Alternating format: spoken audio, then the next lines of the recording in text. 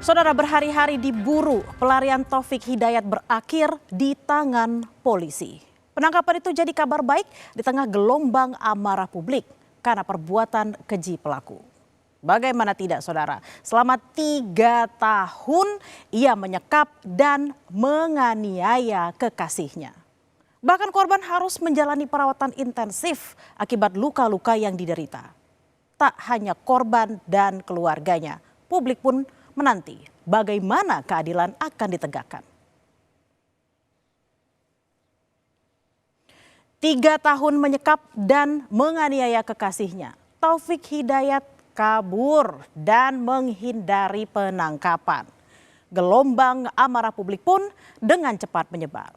Pasalnya, saudara, luka tak hanya membekas di tubuh korban, tetapi juga mengguncang hati banyak orang.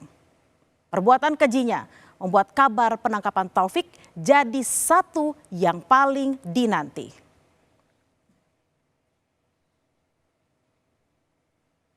Hari demi hari amarah publik kian membesar seiring terungkapnya fakta-fakta memilukan dalam kasus ini. Tuntutan agar Taufik segera ditangkap direspon cepat pihak kepolisian.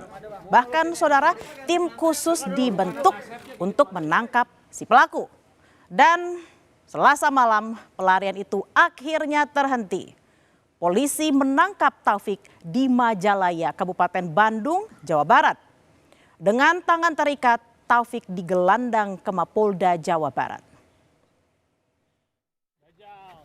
Yang bersangkutan sempat berpindah ke Tangerang, merasa bahwa Tangerang itu tempat yang aman, tapi di sana juga bingung dan merasa tidak aman dan kembali lagi ke Jawa Barat.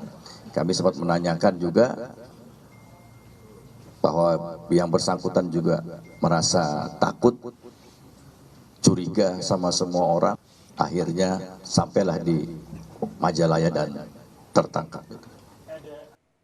Kabar penangkapan Taufik Hidayat akhirnya menyebar luas setelah diunggah melalui media sosial Gubernur Jawa Barat, Deddy Mulyadi. Penangkapan Taufik disambut lega warganet yang mengikuti perkembangan kasus ini, saudara.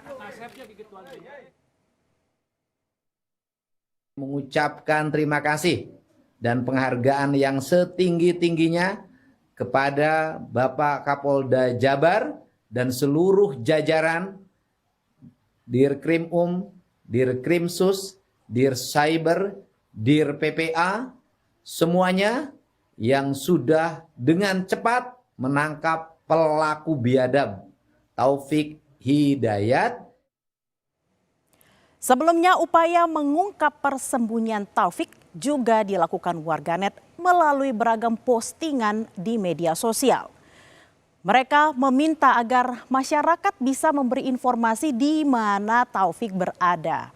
Bahkan Gubernur Jawa Barat Deddy Mulyadi membuat sayembara, saudara, senilai 250 juta rupiah bagi yang bisa menemukan Taufik.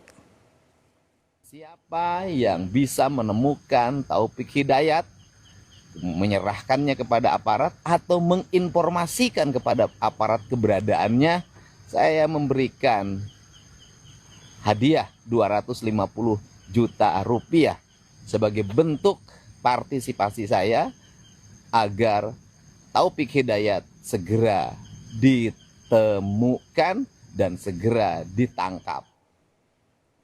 Terungkapnya kasus penyekapan dan tindak kekerasan yang dialami korban berawal dari sebuah kamar indekos di kawasan Cinunuk, Cilenyi, Kabupaten Bandung. Di kamar indekos itulah, saudara, korban dan kekasihnya tinggal dalam 3 bulan terakhir. Kondisi kamar saat korban ditemukan dalam kondisi berantakan. Kayaknya tangan gitu dipukul-pukul, soalnya kan suka ditanya ke si pelaku. Kalau itu ngedenger yang jeduk-jeduk pintu sama tembok itu apaan? Oh, kata dia, Om, katanya kalau itu teh kalau Ipei lagi pusing, katanya suka mukulin kepala atau tangan, katanya mukul-mukul tembok gitu. Sosok pelaku Taufik Hidayat dikenal warga sekitar sebagai pribadi yang tertutup. Selama tinggal di indekos, aktivitas belanja makanan dan kebutuhan lainnya selalu dilakukan sendiri oleh pelaku. Sedangkan korban hampir tidak pernah terlihat keluar kamar. Seorang pedagang yang berjualan tak jauh dari tempat indekos mengatakan tersangka juga tidak pernah makan di tempat dan selalu meminta makanan dibungkus untuk dibawa pulang. Kadang ada 3 kali sehari, tapi itu juga kadang-kadang kalau belinya suka buru-buru, nggak mau lama-lama. Tapi itu teh kadang-kadang ini katanya teh, jangan lama-lama katanya belinya teh. Sudah. Kecurigaan warga sekitar pun muncul, saudara, karena selama tinggal di kamar indekos itu korban hampir tidak pernah terlihat keluar kamar. Kamar korban bahkan dikunci dari luar ketika pelaku pergi bekerja.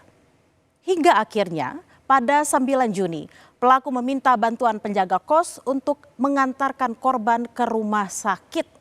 Dari situlah terungkap kondisi korban yang sudah sangat mengenaskan dengan luka parah terutama di bagian wajah. Pihak keluarga yang sempat hilang kontak dengan korban tiba-tiba menerima pesan singkat dari nomor yang tidak dikenal. Pesan itu menyebut korban tengah berada di rumah sakit. Saat ditemukan, korban berada dalam kondisi kritis dengan sejumlah luka yang diduga merupakan akibat kekerasan berkepanjangan. Bahkan, saudara, akibat seriusnya luka, keluarga sulit untuk mengenali korban. Kisah pilu yang dialami korban berawal sebenarnya, saudara, dari pertemuan korban dengan pelaku tahun 2023 lalu di sebuah acara konser musik di Bandung. Di tengah keriuhan suara musik, korban dan pelaku berkenalan. Dari perkenalan di konser musik itulah kemudian terjalin hubungan asmara antara pelaku dan korban. Korban bahkan sempat mengenalkan pelaku pada keluarga di rumah, namun saat itu tak ada gelagat mencurigakan yang dilihat keluarga. Namun ternyata, saudara, perkenalan di konser itu justru jadi awal dari petaka. Seiring asmara yang terjalin, rupanya korban semakin sulit dihubungi pihak keluarga. Jika biasanya korban pulang ke rumah keluarga setiap akhir pekan, kini korban tak pernah pulang ke rumah.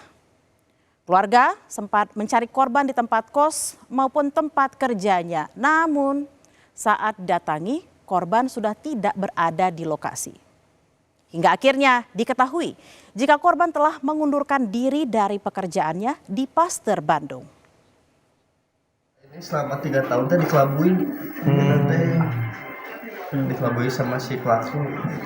Jadi TTT selama 3 tahun menghilang itu nggak boleh pegang HP.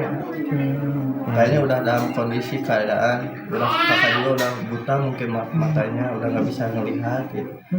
Udah ininya juga kan udah kayak luka lama, ini juga bukan luka baru ini tuh.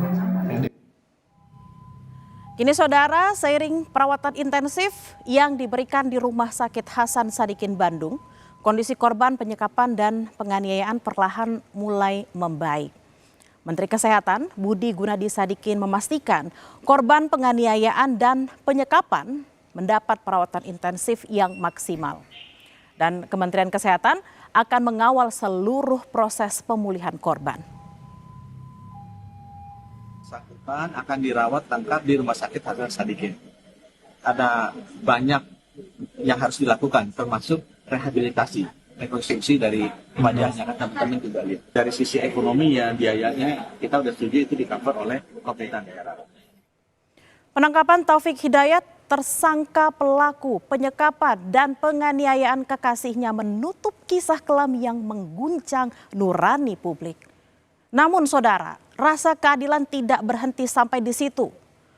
Publik berharap keadilan bisa ditegakkan dan pelaku Taufik Hidayat dihukum seberat-beratnya.